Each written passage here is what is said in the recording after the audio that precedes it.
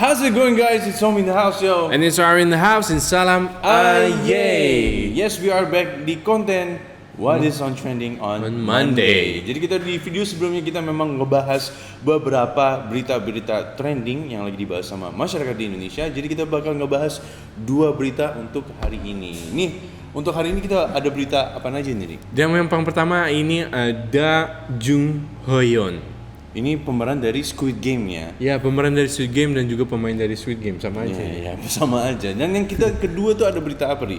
Dan yang kedua ada berita Sri Mulyani mengatakan kalau di tahun 2045 akan diprediksikan kita orang yang kesepian gitu. Akan banyak orang yang kesepian. Oke, dan itu kenapa ya? Itu langsung aja kita telusuri. Google, tolong dong. Ini di salah satu berita yang pertama, boleh dibaca Ri. Ini ada sumber dari Vokaltif. Salah satu pemeran Squid Game, Jung Ho-yeon, baru-baru ini mengambil alih Instagram akun dari Calvin Klein-nya, guys. Jung Ho-yeon mengambil alih dari Pete Davidson yang sebelumnya juga menjalankan akun ini selama beberapa hari. Ho-yeon menjelaskan di akun Instagramnya @heyoyoni kalau dirinya diberikan password oleh pihak Calvin Klein. Calvin Klein gave me their password #hired, tulis Ho-yeon. Berarti ini Ho-yeon ini memang sengaja dikasih password dari Calvin Klein untuk membajak Instagram Calvin Klein. Iya bener. Dan ini menurut gue ya, Ho-yeon ini maksud gue mukanya emang otentik banget ya. Otentik, unik, everything. Dan dia juga cantik. Terus ya pokoknya enak untuk dilihat dah. Dan ya Allah, Ainul ya Robby. Kesel gua. Ini fokusnya. Lanjut. Dan ini Calvin Klein sebenarnya adalah brand yang begitu istimewa dan ini sangat apa ya?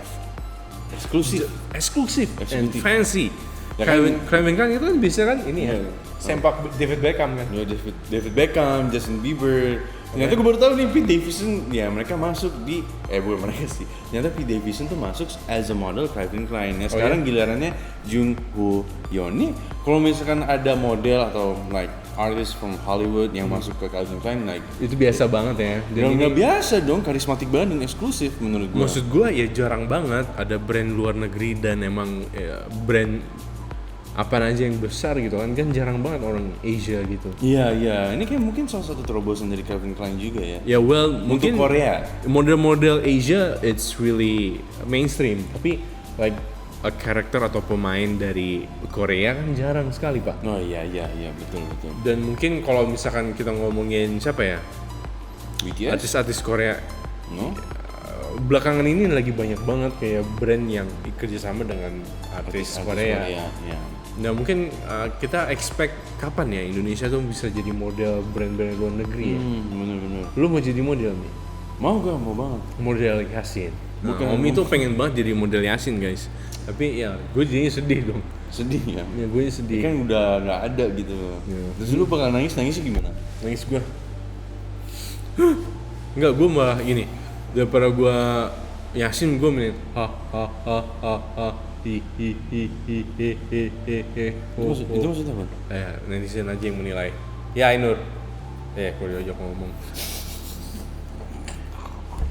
Kita langsung aja berita yang kedua. Di berita kedua nih, Sri Mulyani mengatakan kalau 2045 banyak orang yang kesepian. Ya, ini beritanya langsung dari Vokaltif ya. Karena memang Vokaltif emang salah satu media dan sempat di-update juga sama Vokaltif kalau sebenarnya Sri Mulyani akan diprediksikan di tahun 2045 akan banyaknya orang Indonesia yang kesepian. Dan di riset juga, hasil risetnya jomblo di Indonesia lebih banyak dapat tekanan dari masyarakat ketimbang keluarga. Oke. Buat lo para jomblo, tahu gak sih kalau berdasarkan survei yang dilakukan oleh Launch Actually terhadap 640 orang jomblo di Indonesia, 31% diantaranya mendapatkan tekanan buat segera menikah dari masyarakat dan sekitar 29% tekanan yang sama berasal dari keluarga. So, the conclusion is, let me talk about this culture that we have. Culture yang kita miliki adalah it's really a big problem kalau misalnya kita nggak nikah di umur yang diinginkan oleh orang tua. Oke. Ya itu udah pasti dong tekanan buat anaknya dong. Ya. Dan menurut gua ya memang it depends on our parents. Cuma kan yang menentukan ya yang di atas dong. Dan menurut gue pernikahan ya it depends in what age lu siapnya kapan. Oke. Itu baru bisa kayak lu nikah officially. Ya, if you're mentally stable, and Yeah. financially stable ya tergantung diri lu sendiri. Kalau misalnya lu siap untuk menikah ya monggo. Ya, yang and there's a lot of stories yang gue baca about marriage, about ya bahkan about affair gitu loh, tentang selingkuhan gitu loh. Yang mereka mempercepatkan pernikahan, ya sebenarnya mereka nikah, tapi karena saking cepatnya mereka nikah, financial mereka nggak stable, mentally pun juga nggak stable. Jadi makin nggak stabilnya pernikahan ini. Jadi ada salah satu antara suami atau istri yang mereka masuk ke jalur ya selingkuh. Ya kalau misalnya kita Itu kan selingkuh di awal pernikahannya, menurut gue nggak siap dong mereka nikah, iya dong, iya nggak sih? Ya banyak sih, maksud gue nggak banyak. But I have an experience kalau banyak teman yang kayak gitu kan sebenarnya. Iya. Yang mereka mau nikah tapi ada yang lagi mempersiapkan sendiri untuk menikah tapi selingkuh. Ya. Nah ini menurut gua Cuma gini deh, tadi gua mau ngomong apa ya? Cuma gini deh, sorry gue potong ya. Ya. Like, what is the point kalau misalkan lu melakukan affair gitu? Gak masuk akal menurut gua. Iyalah. Lu kan berjanji di atas perjanjian yang di atas dong. Benar. Dan lu kenapa bisa-bisanya kayak lu selingkuh di rumah tangga lu sendiri gitu? Itu goblok. Makanya. Ya masih menurut gue sih emang doesn't make sense. Ya. You already have a family tapi you choose to have an affair and then in the end ya lu fucked up juga. Iya, makanya kalau misalkan ya ujung-ujung lu nikah dan lu selingkuh, ya mending lu dari awal nggak usah nikah anjing. Ya menurut gue dalam berita ini kenapa banyak tekanan dari keluarga atau bahkan dari masyarakat, the use of social media, some people kan banyak orang yang mengupload konten yang sangat over gitu loh. Ya. Mereka nikah ya nikahnya mewah gitu kan jadi banyak yang mau. Nah tapi what's the point of getting married yang begitu mewah tapi in the end lu Getting divorce ya what's the point man? Ini sih masih opini gue subjektif aja ya. Disclaimer gue subjektif banget dan ya wajar kan tekanan begitu tinggi ya karena sosial media menurut gue. Sekeliling lu udah pernah nikah dan lu merasa tekanan buat diri lu sendiri, aduh gue harus nikah. Nggak ada yang ya lu hidup jangan buru-buru sob. Ya bisa ya. You don't rush things. Ya if you fuck bro. If it's the time you are getting married ya you getting married pasti gitu. Tapi ibaratnya ya lu usaha juga bro. Ya, menurut gua, I mean, I felt this moment gitu loh, gua kesepian. Ya, I've been there gitu loh. Yep. Ya beneran ya, emang gak enak. Apalagi Ari udah nikah, gue biasanya kamar cerita sama dia segala macem. Ya, ketika dia udah cabut dari rumah ya, I feel lost, kesepian bener-bener. Cuman in that day ya, I evaluate myself gimana caranya supaya gue nggak ngerasakan kayak gini lagi. Oh ternyata gue terlalu lama sendiri di rumah, terlalu lama spend time on my phone. So I decided to go somewhere wherever I go itu gitu. Pokoknya lu keeping yourself busy dong. Ya keeping myself busy dan juga ya ketika gue dapet tekanan itu ya I do see several doctors. Okay. Ya gimana how to treat yourself in a good way. Oh ternyata like you spend your time watching Netflix, your favorite movies, your favorite series. You make a hot tea. Yeah, and being grateful.